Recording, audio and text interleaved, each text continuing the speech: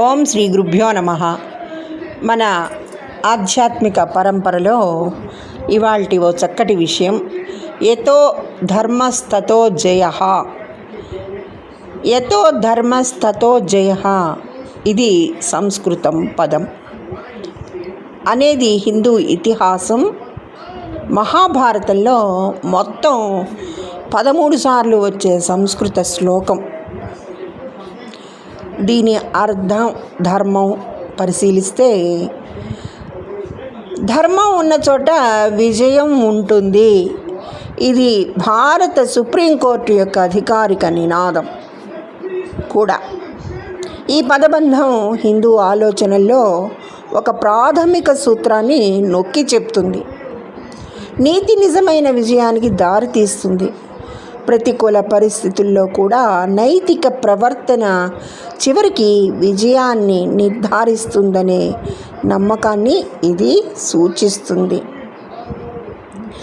ధర్మం ఎక్కడుంటే అక్కడే విజయం.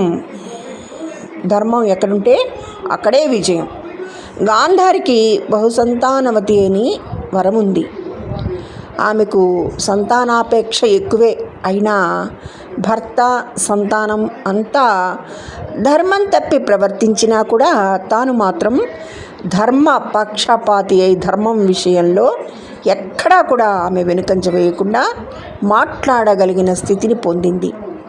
ఒకసారి దుర్యోధనుడు వచ్చి తల్లి కాళ్లకు నమస్కరించి నాకు విజయం కలగాలి అని ఆశీర్వదించమని వేడుకున్నాడు. ఆమె మాత్రం నిర్మోహమాటంగా, ధర్మం ఎక్కడుంటుందో అక్కడే విజయం, నీకు విజయం కావాలనుకుంటే ధర్మాన్ని నిరంతరం పట్టుకునే ధర్మరాజు పాదాలను ఆశ్రయించు, ఆయనకు వశవర్తి అయి ప్రవర్తించు, అప్పుడు దారుణంగా విజయాన్ని కూడా పొందుతావు తప్ప నీవు అధర్మాన్ని పట్టుకుని గెలవలేవు సుయోధన అంది. వెళ్ళి ఆమె చూసినప్పుడు కొడుకులందరూ మరణించి ఉన్నారు పాపం. అందున దుశ్శాసనుడు భయంకరంగా వక్షస్థలం బద్దలై పడిపోతే ఆమె కోపంగా అటు తిరిగి ఇటు తిరిగి ఎవరి మీద నిలబడాలో తెలియక అంతటి గాంధారి కూడా పుత్రవ్యామోహాన్ని పొంది కృష్ణుడి వంక చూసి ఇలా అంది, అన్నీ నీకు తెలుసు కృష్ణ, వీరందరూ మరణిస్తారని కూడా నీకు తెలుసు. నువ్వే పూనుకుని ఉంటే నా కొడుకులు ఇలా చనిపోయేవారు కాదు. దీనంతటికీ కారణం కృష్ణ నువ్వే. నీ యదువంశంలో కూడా ఇలా ఒకరితో ఒకరు కొట్టుకుని నశించిపోయేదురుగాక, లేని చావు చచ్చదవుగాక అని శపించింది. దానికి కృష్ణుడు నవ్వి, అమ్మ, ధర్మానికి వంతపాడినందుకు నాకు నువ్విచ్చే కానుక ఇది అన్నాడు. ఆ మాటలతో అంతటి మహోన్నతమైన గాంధారి కూడా కుచించుకుపోయింది. ఎంత చెప్పినా వినకుండా అగ్నిహోత్రాన్ని కావలించుకుంది.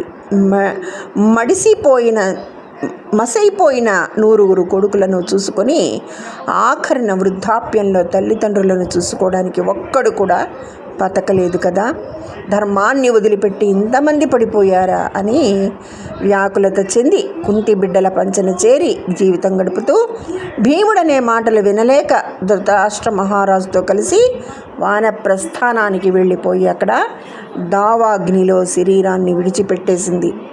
అలాగే కుంతీదేవి, ఆమె కుంతి భోజిని కుమార్తె కాదు, శూరసేనుడి కుమార్తె. అందుకే శ్రీకృష్ణుడికి మేనత్త. వసుదేవునికి చెల్లెలు. అసలు తండ్రి పెట్టిన పేరు పృథ. కుంతి భోజుడు పెంచుకున్నాడు కాబట్టి కుంతీదేవి అయింది. భారతం చదివితే ఆమెలో ఎన్నో ఉత్థాన పతనాలు, ఎంత సహనం, ఎన్ని గొప్ప లక్షణాలు, ఆశ్చర్యం వేస్తుంది. అంపశయ్య మీద ఉన్న భీష్మాచార్యుల వారు ఎవరి క్షేమ సమాచారం గురించి తెలుసుకోవాలనుకున్నారు తెలుసా? కుంతీదేవిని గురించి. అంతటి భీష్ముడు ఒక మాట అన్నారు, అసలు ఆ కుంతీదేవి లాంటి స్త్రీ లోకంలో ఉంటుందా? ఎన్ని కష్టాలు పడి పిల్లల్ని పెంచిందో, మహా ఔన్నత్యం గల తల్లి అన్నారు. ధన్యవాదములు. సర్వే జనా సుఖినో భవంతు.